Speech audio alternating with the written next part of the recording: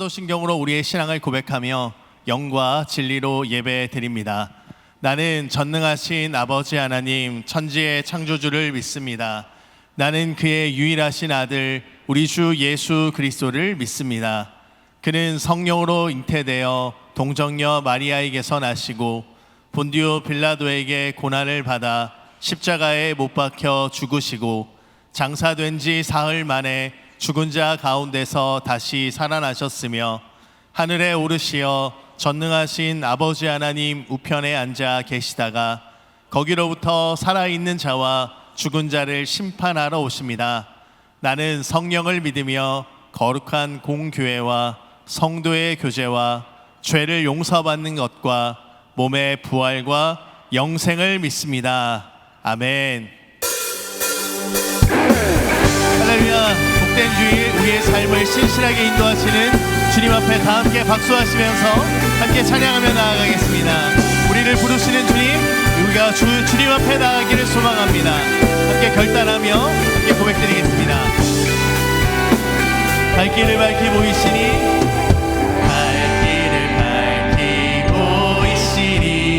주 앞에 빨리 나갑시다.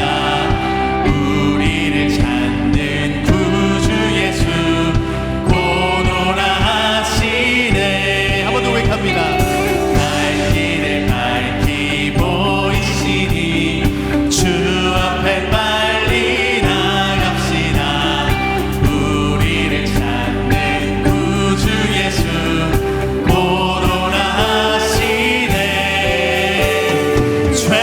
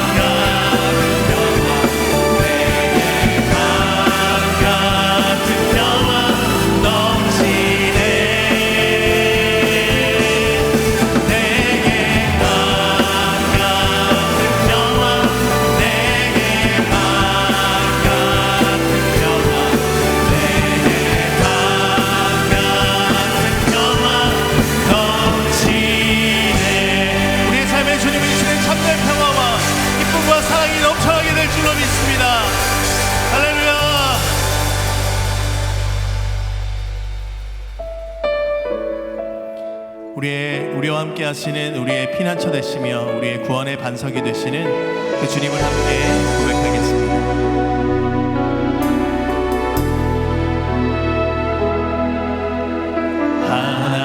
하나님이시여 하나님이시여 주는 나의 하나님이시로다. 나의 몸과 마음 주를 갈망하며 이제 내가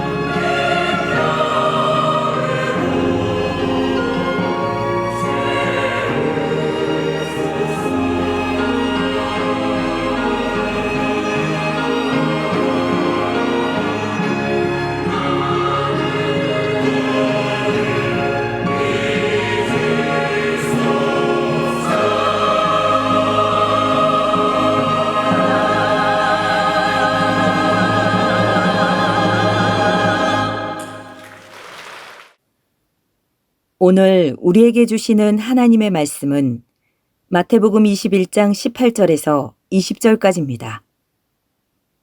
이른 아침에 성으로 들어오실 때에 시장하신지라.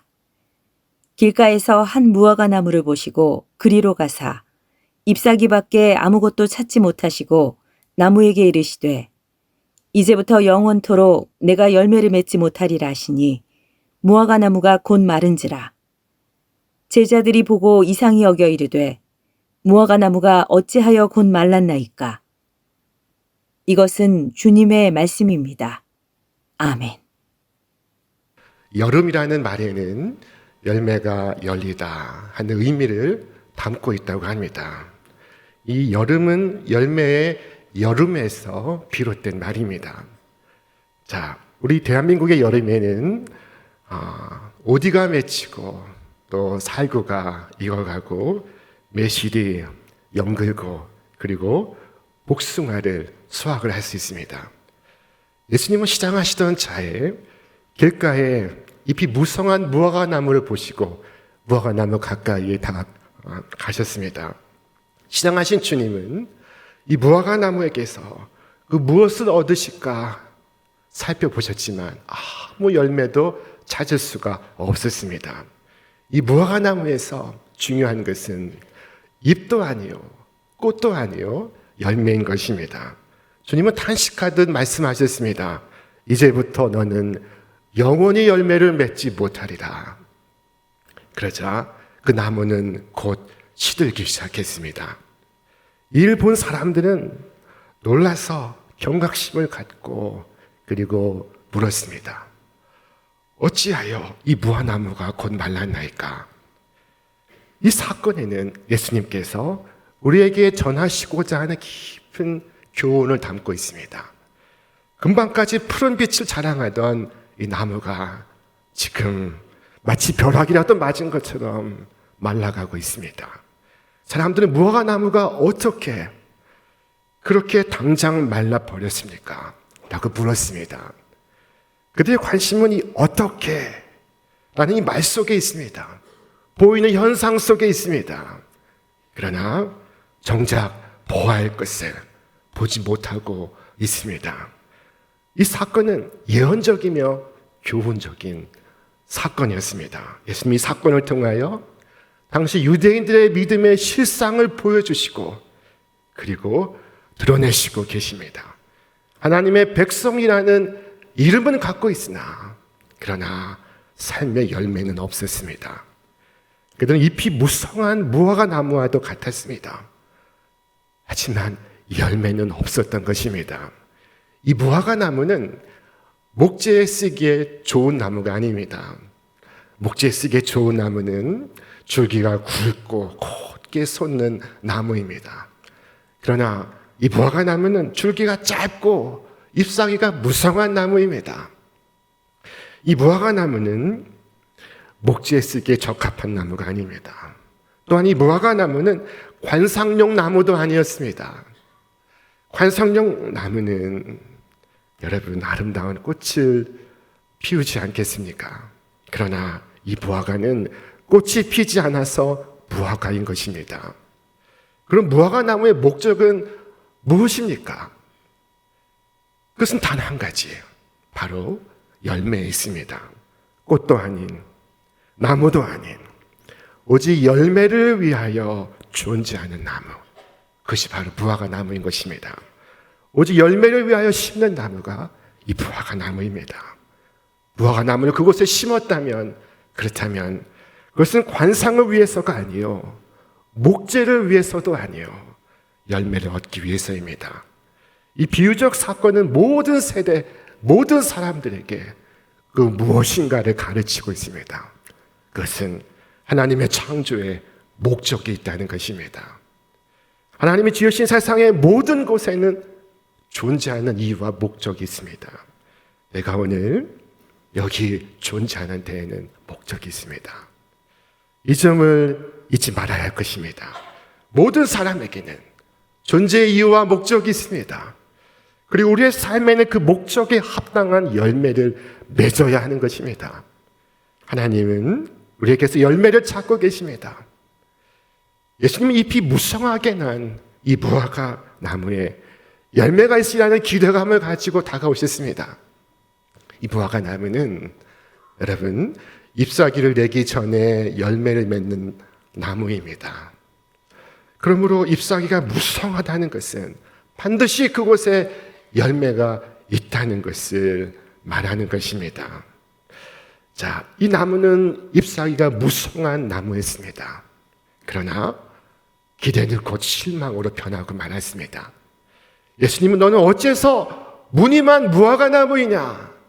라고 말씀하셨습니다. 예수님은 그 무화과 나무를 향하여 말씀하셨습니다. 우리 함께 읽겠습니다.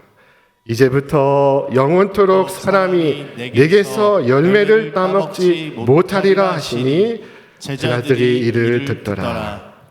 누가 듣고 있습니까? 제자가 듣고 있습니다. 이것이 바로 이 사건의 목적입니다. 예수님께서 무화과나무로 심판하신 까닭은 당신의 제자를 가르치기 위함입니다. 그들이 보고 듣고 깨닫게 하기 위해서입니다. 그러므로 이 사건은 교훈적인 사건이었던 것입니다. 예수님이 찾는 것은 잎사귀가 아닙니다. 열매입니다. 예수님께서 구하시는 것, 그것은 열매입니다. 시대를 불문하고 열매가 없는 껍데기 믿음이 있습니다. 이름뿐인 신앙이 있습니다. 우리는 우리 주님께 우리의 열매를 보여드릴 수 있어야 할 것입니다. 우리는 잎만 무성한 나무가 되어서는 안 됩니다. 내가 직분을 받는 것도 중요할지 모르겠습니다만 정말로 중요한 것, 본질적으로 중요한 것은 내 삶의 열매를 맺는 것입니다. 여러분, 세상에는 이 열매 없는 신앙 고백이 있습니다.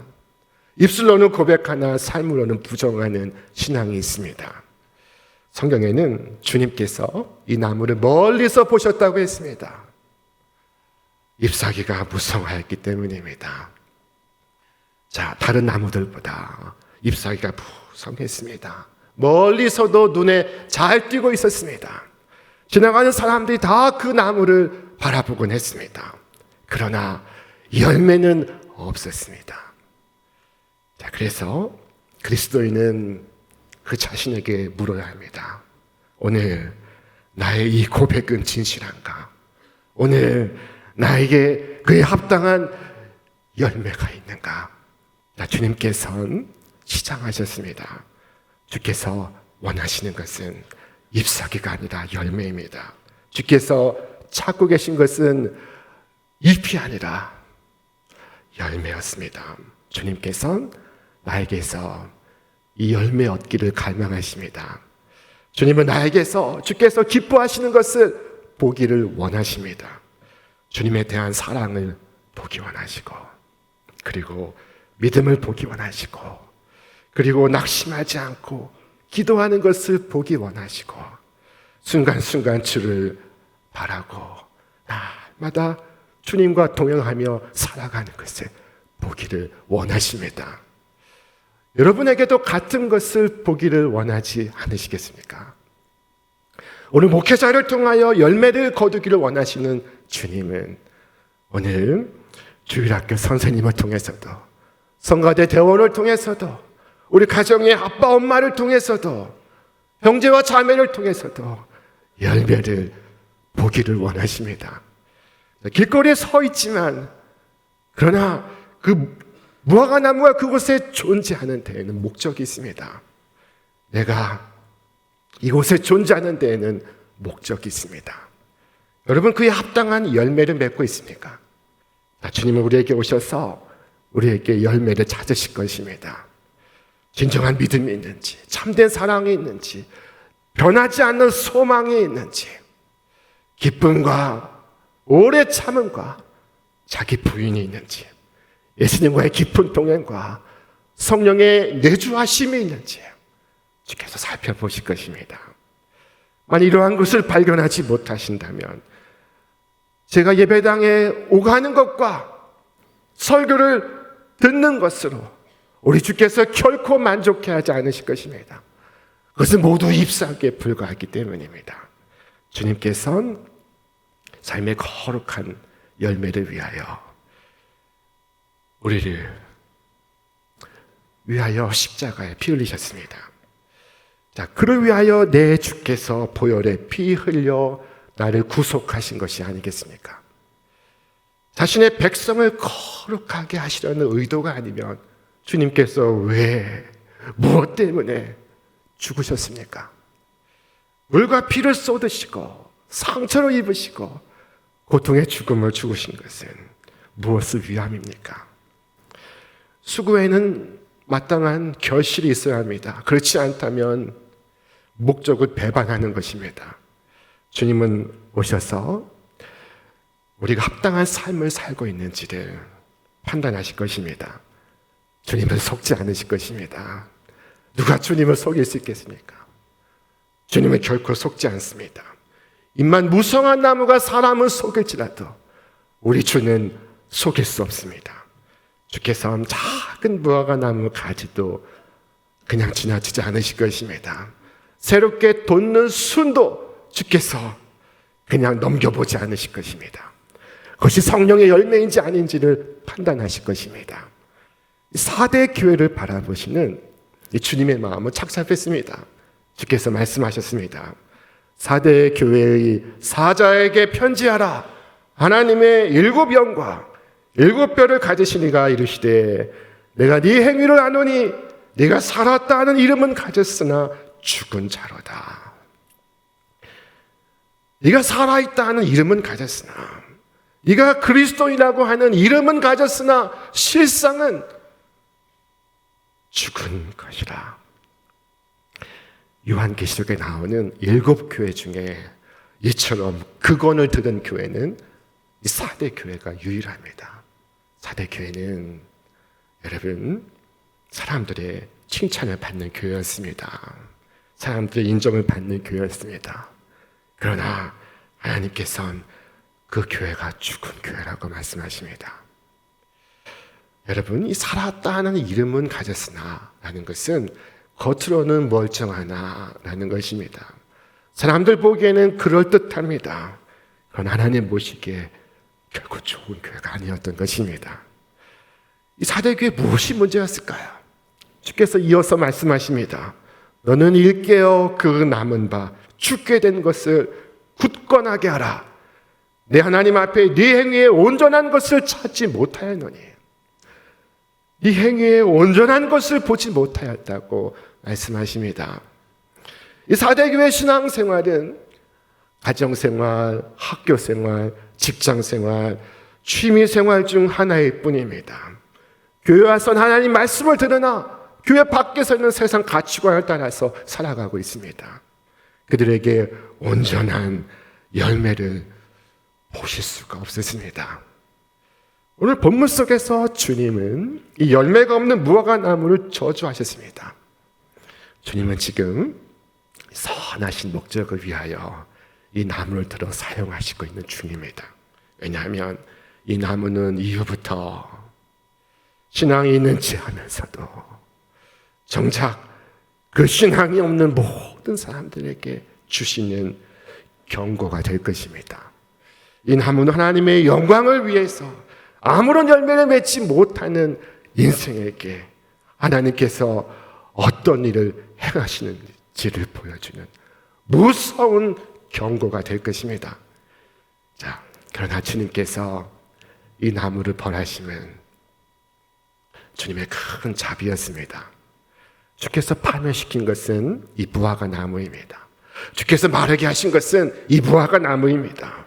그리고 주님께서 나를 살려주십니다. 주님께서 나에게 기회를 주십니다.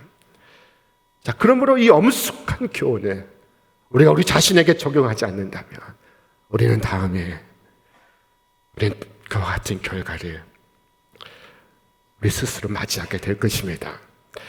그러므로 기도하지 않으시겠습니까? 오 주여, 저로 주의 구원을 얻게 하옵소서. 주께서 기대하시는 열매를 내 삶 속에 맺도록 도와주옵소서. 나 자신을 돌아볼 때 나에게 열매가 없다면 여러분 가슴을 치며 애통하시기 바랍니다. 열매를 맺고 있다고 생각했으나 그 열매가 너무나 부족하다면 여러분 또한 가슴을 치며 애통해 하시기 바랍니다. 주님, 주께서는 성령의 역사를 내 안에 행하셨습니다. 그러나 저는 마땅히 되어야 할 존재가 되지 못했습니다. 마땅히 되어야 하는 사람에 이르지 못했습니다. 오 주여, 이 죄인의 불쌍히 여기소서. 마른 막대기 같은 저에게 역사하시사 이 마른 막대기에도 꽃이 피고 잎이 돋고 열매를 맺게 하옵소서. 자, 곽선희 목사님께서 들려주신 한국교회 초기 이야기 중에 하나입니다. 자, 한국교회 초기에 김익두 목사라는 분이 계셨습니다. 이 김익두 목사님은 우리 교회를 세우신 이성봉 목사님에게도 많은 영향을 미치신 참으로 훌륭한 목사님이십니다. 김익두 목사님은 사람들을 모아놓고 자신의 경험담을 통하여 성경의 진리를 설명하시곤 했습니다. 하루는 김익두 목사님께서 전혀 예수를 믿지 않은 한 마을을 찾아가 전도를 시작했습니다. 마침 여름이어서 모내기가 한창이었습니다. 마을 사람들이 모내기 하다가 한쪽에 모여 앉아 점심을 먹고 있었습니다. 목사님은 그들에게 다가가서 예수를 믿으라고 전했습니다. 그러자 한 젊은이가 나오더니 목사님, 이 마을에서는 전도하셔도 소용이 없을 것입니다. 전도 안 하시는 것이 좋을 것입니다. 왜 그렇습니까? 며칠 전에 비가 오고 바람이 불고 번개가 쳤는데 이 동네 한가운데 있는 선앙당 나무를 때려서 나무가 벼락을 맞아서 쪼개졌습니다. 또 바위를 때려서 바위가 부서졌습니다. 또 논바닥을 때려서 논이 패였습니다. 아니, 나무가 무슨 죄입니까? 바위가 무슨 죄가 있습니까? 논바닥이 무슨 죄를 지었습니까? 하나님이 안 계시든지 아니면 하나님이 장님이시든지 그럴 겁니다. 그러니 이 마을에선 전도해도 소용이 없을 것입니다. 목사님이 듣고 보니까 일리가 있습니다. 그래서 목사님께서 돌아서서 잠시 기도했습니다. 하나님, 지혜를 주옵소서. 그러자 즉시 하나님께서 그에게 지혜를 베푸셨습니다. 목사님은 다시 돌아서서 그에게 말씀하십니다. 자네, 초등학교를 다녔는가? 예, 다녔습니다. 선생님의 손에 무엇이 쥐어 있던가? 막대기가 있지요. 그 막대기는 무엇에 쓰는 것인가? 칠판도 땅땅 때리고 책상도 땅땅 때리고 뭐 그런 것이죠. 아니, 칠판이 무슨 죄가 있나? 책상이 무슨 죄가 있기에 책상을 땅땅 때리나? 그거야 학생들 졸지 말라고 그런 것 아니겠습니까? 그러자 이 목사님이 이 사람아, 그렇다네. 아이들에게 졸지 말라고 칠판을 두들기는 것 아닌가? 그와 같은 걸세. 먼저는 하나님께서 나무와 바위를 치셨으나 다음에는 자네 머리에 벼락이 칠 것에. 그랬더니 아이고 어떻게 하면 좋겠습니까? 자, 이 청년은 그 마을에서 첫 번째 예수를 믿은 사람이 되었습니다. 그리고 그를 통하여 교회 가서고 그는 그 교회 장로가 되었다는 이야기입니다. 자, 여러분, 그렇습니다. 죄는 무화과 나무에 있는 것이 아니라 사람에게 있습니다. 그런데 무화과 나무를 저주하십니다. 이를 통하여 주님께서는 회개를 촉구하고 계십니다. 그럼에도 회개하지 않는다면 부득불 심판을 집행하실 것입니다. 믿는 자에게는 구원으로 나타날 것이나 불신앙과 교만으로 점철된 인생에게는 심판으로 나타나서 너는 영원히 열매를 맺지 않으리라 하는 말씀을 듣게 될 것입니다. 영원히 열매를 맺지 못하리라 하는 말씀이 무슨 뜻입니까? 다시는 회개할 기회가 없다는 말씀입니다. 그러므로 오늘 이 아침 내게 회개할 수 있는 이 기회를 주신 것은 하나님의 자비요, 하나님의 은혜가 아니겠습니까? 여러분, 오늘의 본문 말씀은 믿음의 눈으로 보고 듣고 마음으로 깨닫게 되시기를 바랍니다. 이 여름 여러분 어떤 열매를 맺고 있으십니까? 주님께 합당한 열매를 맺으셨습니까? 가정에서, 일터에서, 이 사회에서 나를 심으신 이유가 무엇입니까? 여러분, 그곳에서 사랑의 열매, 기쁨의 열매, 평화의 열매, 인내의 열매, 자비의 열매, 선함의 열매, 또한 충성과 온유와 절제의 열매를 맺고 있으십니까? 이 여름 영혼의 아름다운 열매를 맺어가는 여러분과 제가 되시길 바랍니다. 우리가 열매를 맺으면 주께서 기뻐하시고 주께서 보람을 느끼십니다. 주께서 친히 말씀하셨습니다. 내가 너희를 택하여 세웠나니 이는 너희로 가서 열매를 맺게 하고 또 너희 열매가 항상 있게 하여 내 이름으로 아버지께 무엇을 구하든지 다 받게 하려 함이라. 우리 교회 한 권사님은 당찬 여성 사업가셨습니다.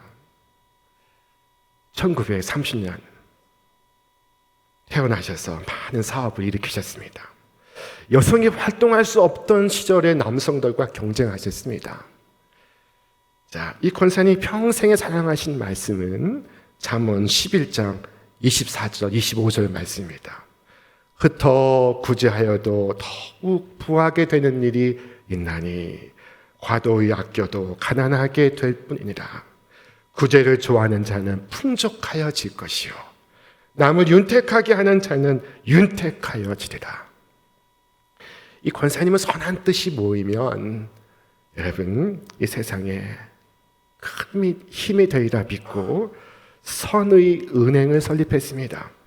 그리고 이 선의를 나누고 싶어하는 사람들과 재능을 정립하고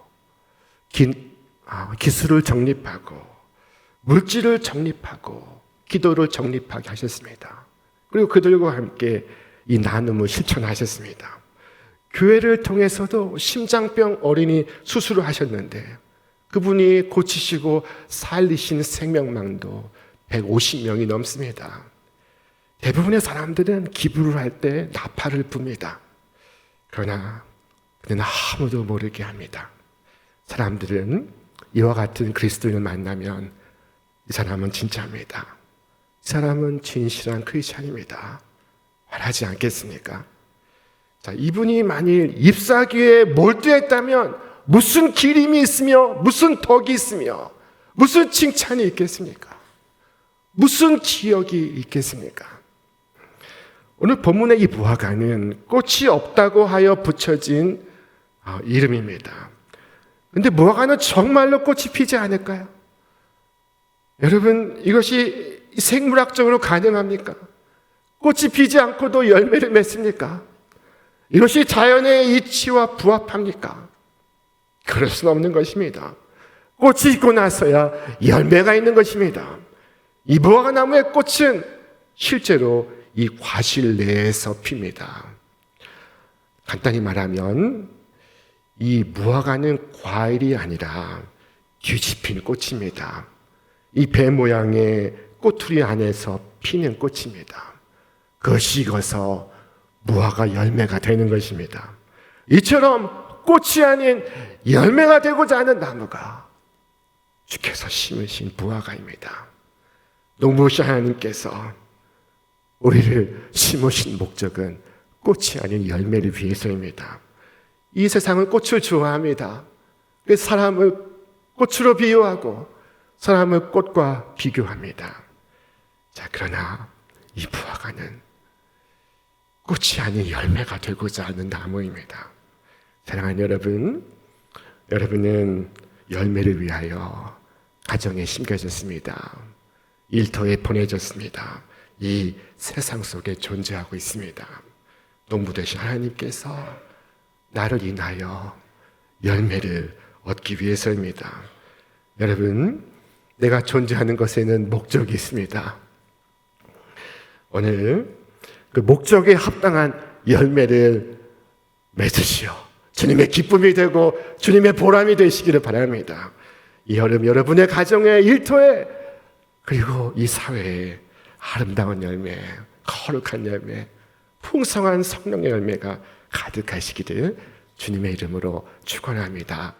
이제는 우리 구주 예수 그리스도의 은혜와 하나님 아버지의 극진하신 사랑하심과 성령님의 감화 감동 충만케 하시는 역사가 이 여름 주님께 드릴 아름답고 거룩한 열매를 맺기에 힘쓰는 우리 신촌의 모든 성도들 위해 저들의 이 땅 위의 삶과 하늘의 거룩한 소명 위에 이제로부터 영원토록 함께 하시기를 간절히 축원하옵나이다.